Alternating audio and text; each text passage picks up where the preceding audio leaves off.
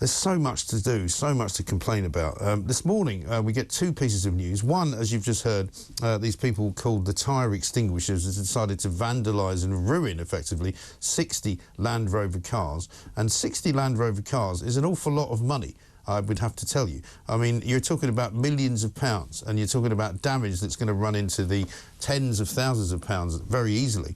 You've also got Sadiq Khan, and these two things are not unrelated. Sadiq Khan claiming that his ULEZ zone, when it is expanded, will actually make it easier for tradespeople to take fewer days off. His logic, right, for this is that because they will be breathing cleaner air, they will somehow not be as unwell.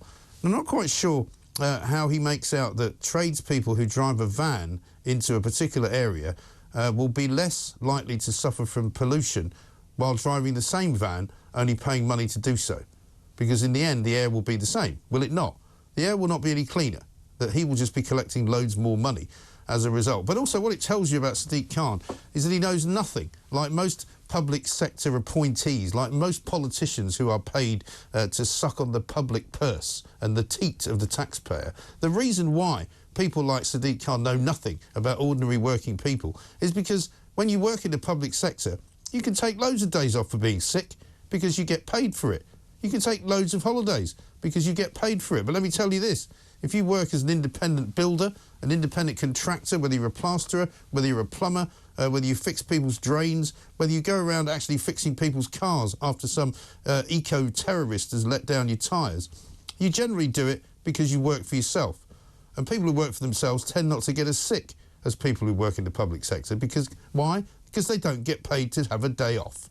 So, frankly speaking, Sadiq Khan could not be more wrong. And actually, the Federation of Master Builders has now asked him to provide evidence to show that somehow tradespeople would be able to go to work more often as a result of his expanded ULEZ scheme. It is quite frankly nonsense, like everything else he comes out with. And no wonder the bloke is living in a world of his own.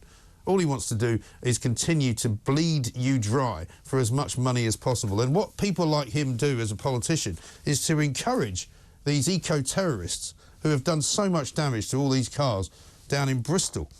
They've actually issued a statement in which they say, our intention is not to incite violence or harm, but rather to catalyse change and ensure a safer environment for everyone.